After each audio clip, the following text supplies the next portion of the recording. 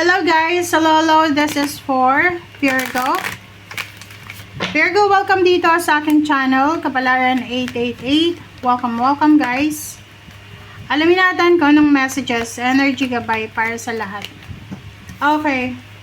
First two cards natin ay 2, main female, and toil and labor.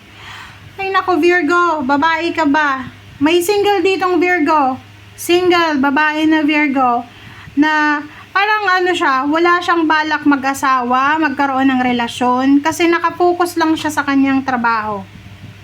OMG, paki-comment sa comment section. Tingnan nyo, ikaw ba yan? 'Di ba?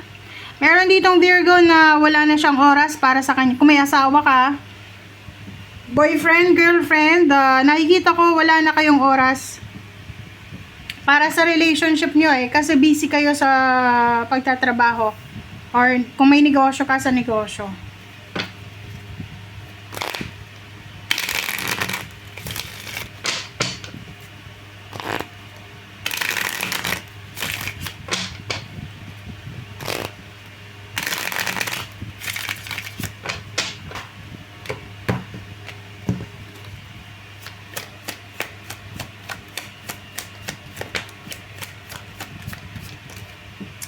Alright, Virgo, 4 of spade, 49, 9, 10, 11, 12, 13, 4. Dito sinasabi ng baraha sa'yo na merong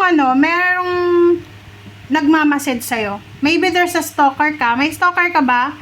Or pwedeng ikaw ito na meron kang pinagmamasdan, meron kang pinag-aaralan. Paki-comment sa comment section. Meron kang inuobserbahan. Pwedeng may inuobserbahan ka, or ikaw yung pinag-uobserbahan. Paki-comment sa comment section, guys. Another is number 15, number 6, number 17, 8, 4. May letter ka na matatanggap. Okay? There's a letter na posibleng kung sa trabaho to, yung letter na matatanggap mo, it's either promotion, unexpected good fortune, bonuses, payments, parang ganon.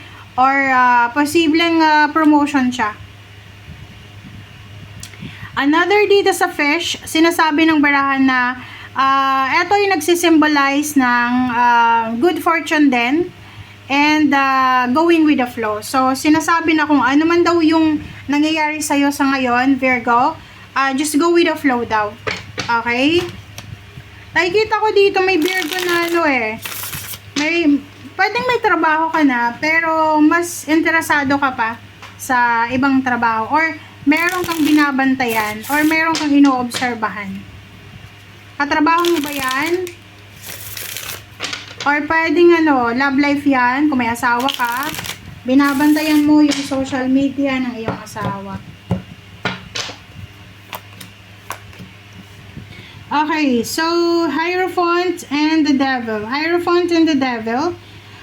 Sabi ng baraha sa'yo dito, if there's someone na gustong tumulong sa'yo, strangers, acquaintance, be careful Okay? Like, gano'n naman tinuturo sa atin ng ating magulang dati. Huwag tayong makikipag-usap sa strangers. Huwag tayong maniniwala sa strangers agad-agad. Huwag tayong tatanggap ng pagkain. Okay, dito tulong, pagkain. Kasi pwede kang magayuma, pwede kang, alam mo yon. So, you need to be careful, Virgo. Page of Wands and Ace of Pentacles. Page of Wands and Ace of Pentacles. Dito sinasabi ng baraha na there's an incoming talaga para sa'yo, Virgo. Okay?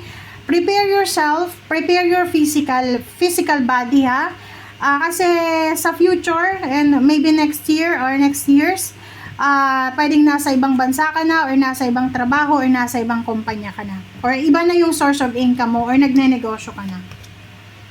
Okay, Queen of Pentacles, sabi sa'yo meron ditong new beginnings, merong i-offer sa'yo ang universe na bagong mong pagkakakitaan, bagong source of income. Medyo risky siya, pero sinasabi ng baraha, etong risky na to na offer, risky na decision, eto yung posibleng magdadala sa'yo ng sobra-sobrang success and abundance, lalo na kung pera yung pag-uusapan natin.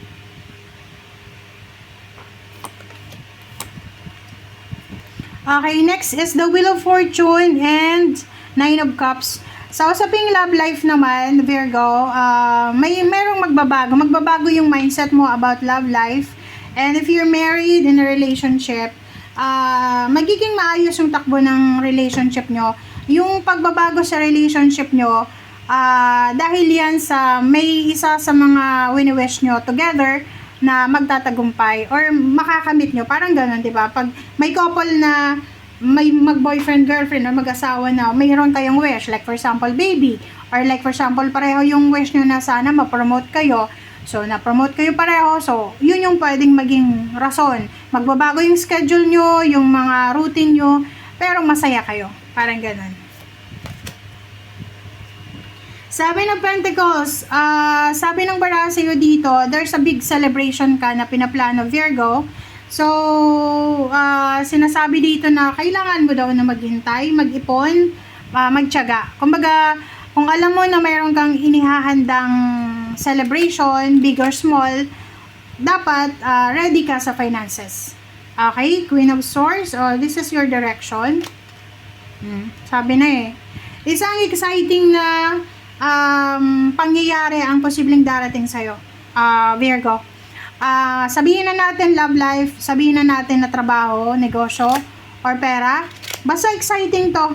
May tuturo sa'yo ang universe na, uy, Virgo, dito ka. Eto'y dapat yung bigyan mo ng pansin. Eight of Cups, travel, relocation, detaching yourself from negativity. Ang ganda. Diba? Sa nakikita ko sa'yo dito, mas magpo-focus ka na lang sa kung ano yung priority mo, kung ano yung importante sa'yo. You will detach yourself from any toxicity, negativity, or drama. Okay, the Hermits. Hermits and Five of Wands. Umiwas ka din sa gulo. Umiwas ka sa gulo, umiwas sa drama, umiwas sa diskusyon, umiwas sa selos, umiwas ka sa mga toxic na tao, sa mga pakikipagdebate, kung sino yung tama, about sa politiko, about sa politics, about sa religion, wag kang makikipagdebate. Okay? Magician, everything happens for a reason, and mag-iingat ka. Yun lang yung nakikita ko sa'yo dito. You need to be careful sa mga unexpected encounters, ha? Sa mga strangers, sa stalker, or sa mga taong hindi mo kilala.